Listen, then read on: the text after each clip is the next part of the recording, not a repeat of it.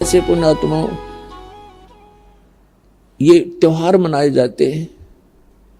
एक भक्त कह रहा था, एक नहीं बहुत से ऐसे भक्त में मिलते हैं, एक दो याद रह जाता है।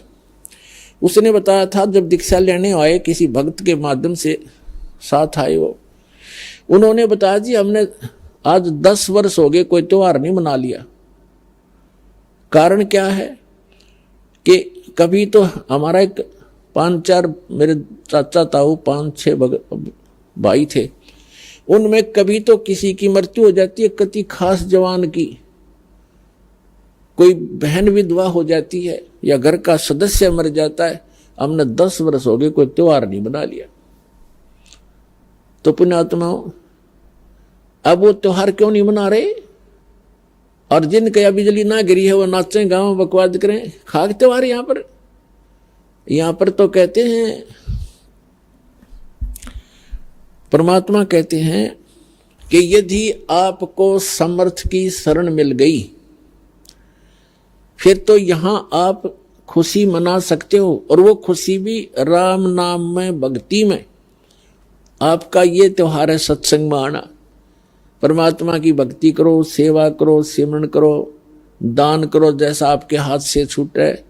तो ये आपकी जो है ना त्योहार है। इसके अतिरिक्त आप क्या देखा दास ने, ये होली मनाते हैं। होली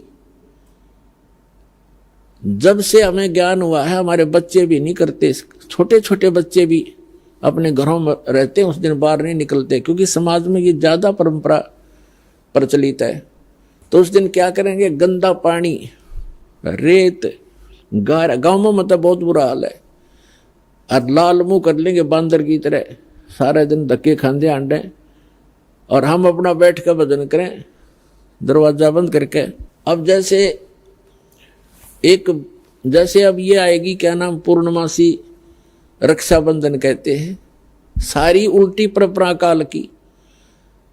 एक बहन बता रही थी जब दीक्षा ली उसने, और ये उसको ये सब मर्यादाएं बताएगी, सत्संग सुनाए जाते हैं। पहले थोड़ी संगत थी, 100, 200, 400 भक्त आ जाते थे, बैठ जाते थे, सब अब अपनी सुनाया करते थे मेरे पास बैठ के।